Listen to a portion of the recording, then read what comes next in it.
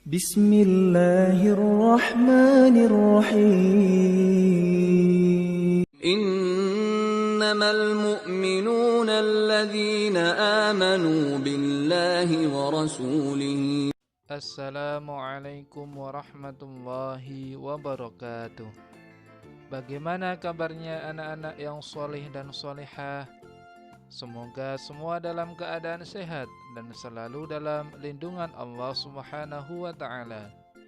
Kembali lagi kita belajar dari rumah untuk mata pelajaran Pendidikan Agama Islam dan Budi Pekerti Sekolah Dasar kelas 6. Bagi anak-anak yang belum subscribe, silahkan tekan tombol subscribe terlebih dahulu dan silahkan absen dengan cara tulis nama dan asal sekolah kalian di kolom komentar. Anak-anakku yang soleh dan solehah, terlebih dahulu mari kita berdoa kepada Allah Subhanahu wa ta'ala agar diberi kemudahan dalam belajar dan mendapatkan ilmu yang bermanfaat. Amin. Anak-anak yang soleh dan solehah, pada pertemuan kali ini kita akan belajar dengan materi Quran Surat Al-Hujurat ayat 12 dan ayat 13. Al-Hujurat artinya kamar-kamar. Surat ini surat ke-49 dalam Al-Quran, terdiri dari 18 ayat. Surat ini diturunkan di kota Madinah sehingga digolongkan ke dalam surat Madaniyah. Terlebih dahulu mari kita membaca Quran Surat Al-Hujurat ayat 12. A'udzu billahi minasyaitonir rajim. Bismillahirrahmanirrahim. Ya ayyuhalladzina amanu ijtanibu katsiran minaz zanni inna ba'daz zanni ismun wa la tajassasu wa la yaghtab ba'dukum ba'da. Ayuhibbu ahadukum an ya'kula lahma akhihi maitan fakarihtumuh.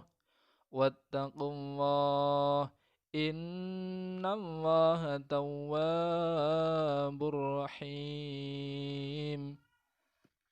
Artinya, wahai orang-orang yang beriman, jauhilah banyak dari prasangka. Sesungguhnya sebagian prasangka itu dosa, dan janganlah kamu mencari-cari kesalahan orang lain, dan janganlah ada di antara kamu yang menggunjing sebagian yang lain. Apakah ada di antara kamu yang suka memakan daging saudaranya yang sudah mati? Tentu kamu merasa jijik, dan bertakwalah kepada Allah. Sesungguhnya Allah Maha Penerima Tobat, Maha Penyayang. Isi kandungan yang terdapat pada Quran Surat Al-Hujurat ayat 12 adalah menjauhi prasangka buruk atau suudzon. Prasangka buruk atau suudzon artinya mencurigai orang lain dengan tuduhan buruk yang tidak berdasar.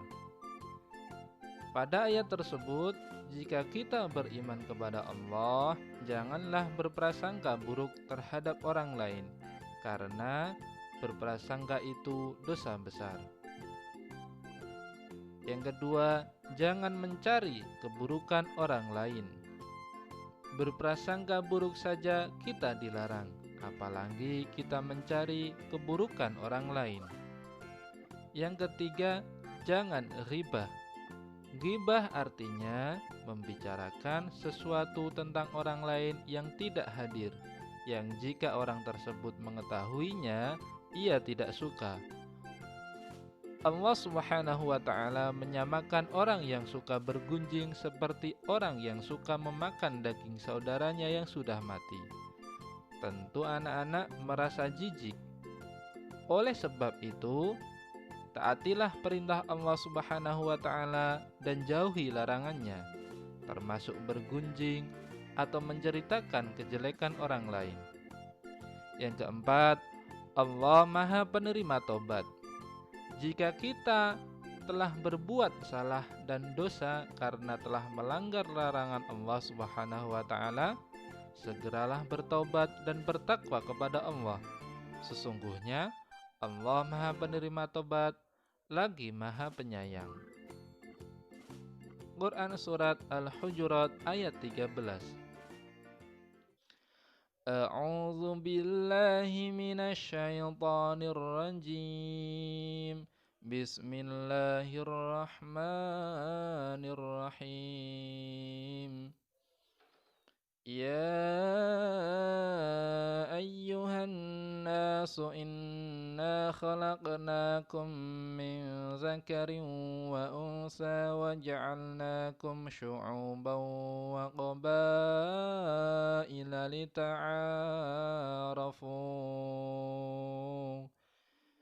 Inna akramakum 'indallahi atqakum.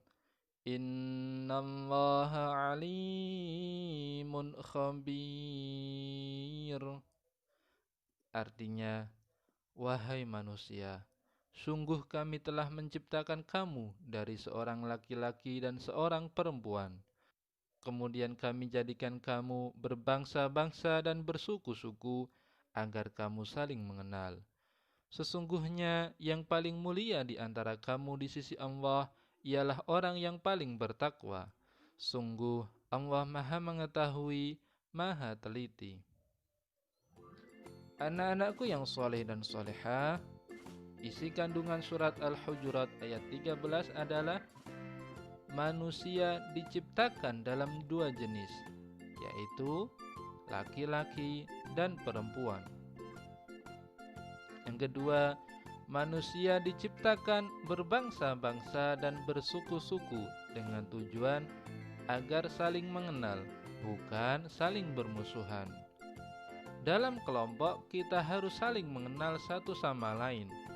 Dengan saling mengenal, kita akan memahami sifat dan tahu hobi masing-masing.